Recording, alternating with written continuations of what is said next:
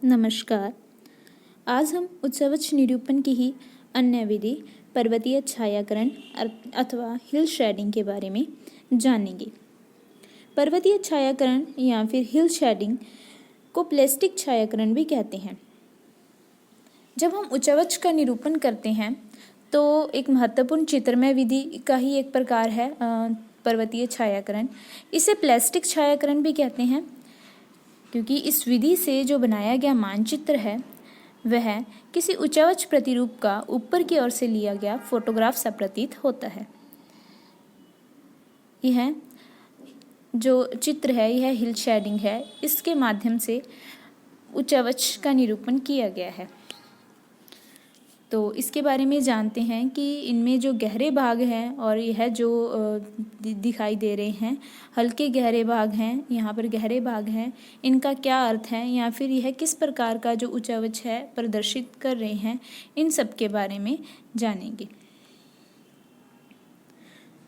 तो यह क्या है, एक ऊपर की ओर से लिया गया फोटोग्राफ सा प्रतीत होता है। छायाकरण के द्वारा उच्चवच दिखलाने के लिए धरातल पर भू आकृतियों के ऊपर से अथवा उत्तरी पश्चिमी कोने की ओर से प्रकाश पड़ने की कल्पना की जाती है। यानी कि कोई उच्चवच है तो यह इस प्रकार का, मान लो कोई उच्चवच है तो उत्तरी पश्चिमी कोने से प्रकाश के स्रोत की कल्पना की जाती है कि यानी कि इधर की ओर से प्रकाश पड़ रहा है। इस प्रकार अंधेरे में पड़ने वाले भागों में छायाकरण कर देते हैं कि जो अंधेरे वाले भाग हैं उन पे क्या कर देते हैं, छायाकरण कर देते हैं और प्रकाश युक्त भागों को खाली छोड़ देते हैं। प्रकाश युक्त भाग जो होते हैं वह काले गहरे नहीं करते। यदि भू आकृतियों पर ऊपर की ओर से प्रकाश पड़ने की कल्पना की गई है तो स्पष्ट है कि ढलवां भाग में अंधकार होगा और समतल भाग प्रकाश युक्त होगा। यानी कि इस प्रकार से जो यह उच्चवच है या फिर कोई उच्चवच यूं इस प्रकार का बना हुआ है तो जो तो ऊपर वाला भाग है यह तो क्या है, यह भाग जो ऊपर वाला है यह तो प्रकाश युक्त होगा। यानी कि यह क्या होगा, कम गहरा होगा या फिर साफ होगा, खाली छोड़ दिया जाएगा। जबकि यह जो भाग है यहाँ पर प्रकाश नहीं पहुँचेगा। यह जो नीचे वाला भाग है तो यह जो नीचे वाला भाग है, घाटियाँ वगैरह है, यह कैसी होंगी, यह गहरी होंगी अथवा काली होंगी। अतः इस दशा में जो भाग जितना अधिक ढलवां होगा उसमें उतना ही भारी छायाकरण किया जाएगा। तो जो भाग जितना ज़्यादा ढलवां होगा वहाँ पे उतना ही गहरा जो है छायाकरण कर दिया जाएगा। जबकि कट्टक, शीर्ष, पठार, घाटी, तलियाँ तथा मैदानी युक्त भाग प्रकाश युक्त होने के कारण मानचित्र में छायाकरण से वंचित रखे जाएंगे। इसके विपरीत यदि प्रकाश के स्रोत की कल्पना भू आकृतियों के पश्चिमी अथवा उत्तरी पश्चिमी में की गई है तो मानचित्र में उच्चवच प्रदर्शित करने के लिए भू आकृति के पूर्वी तथा दक्षिणी पूर्वी ढालों पर छायाकरण किया जाएगा तथा उत्तरी पश्चिमी व पश्चिमी ढाल छायाकरण से रहित रखे जाएंगे। तो जैसे कि आपको पहले ही बताया गया था कि पर्वतीय जो छायाकरण है इसमें यह कल्पना की जाती है कि उत्तरी पश्चिमी भाग से प्रकाश का स्रोत दिखाई दे रहा है। तो इस कारण से प्रकाश का जो स्रोत है उत्तरी पश्चिमी भाग में है तो जो पूर्वी भाग है या दक्षिणी पूर्वी भाग है वह स्वतः ही गहरा हो जाएगा। मानचित्रों में छायाकरण करने के लिए पानी के रंगों, मुलायम ग्रेफाइट पेंसिल, चित्रांकनी अथवा ग्रेफाइट चूर्ण का प्रयोग किया जाता है। तो जो छायाकरण किया जाता है मानचित्र में उनके लिए इन चीज़ों का यूज़ किया जाता है। पर्वतीय छायाकरण के गुण, इस विधि के निम्नलिखित गुण हैं, यानी कि इनके गुणों को हम निम्न बिंदुओं से समझ सकते हैं।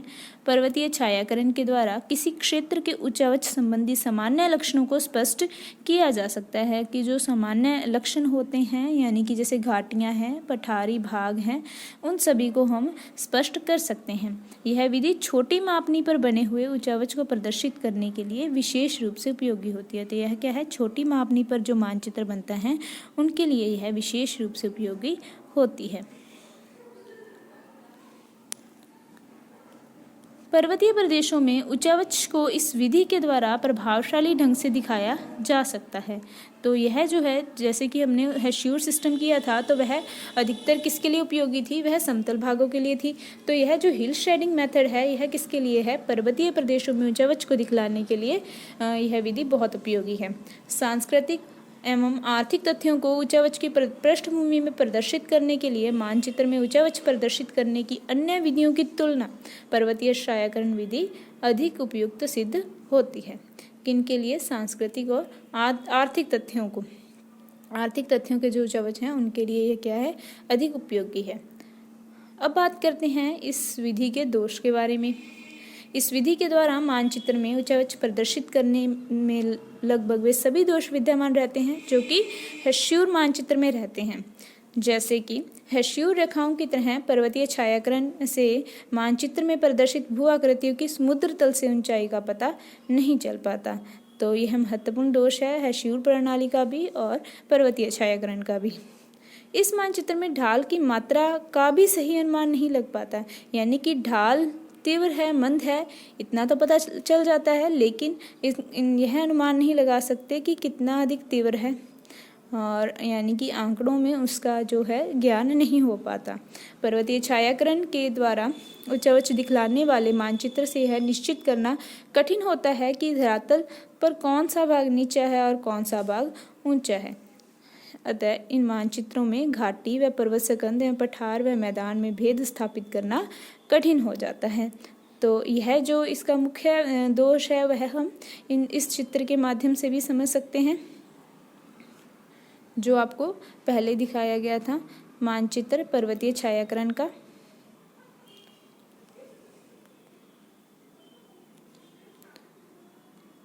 कि यहाँ पर जो गहरे भाग हैं, यह गहरे भाग क्या किए हुए हैं? काले किए हुए हैं, जबकि जो ऊपर वाले भाग हैं प्रकाश युक्त हैं, यह क्या है? समतल भाग हैं। क्योंकि प्रकाश के स्रोत की कल्पना उत्तरी पश्चिमी भाग से की जाती है, तो यह जो भाग है यह अधिकतर कम प्रकाश युक्त है, जबकि इधर वाला जो दक्षिणी पूर्वी भाग है, इधर वाला भाग यहाँ पर क्या है? प्रकाश नहीं है, तो यह अंधकार में युक्त है। तो यह क्या है? पर्वतीय छायाकरण के माध्यम से उच्चावच का निरूपण किया गया है। तो यहाँ पर यह अनुमान लगा पाना कठिन हो रहा है कि यह एक पठारी भाग है अथवा पर्वतीय भाग है। इससे केवल यह पता लगाया जा सकता है कि कौन सा भाग धरातल में ऊंचा है और कौन सा नीचा है। तो इसमें ना ही समुद्र तल से ऊंचाई का ज्ञान हो पा रहा है। तो इसलिए जो पर्वतीय छायाकरण विधि है इसमें विभिन्न दोष भी पाए जाते हैं। तो आशा है कि आपको यह समझ में आ गया होगा। धन्यवाद।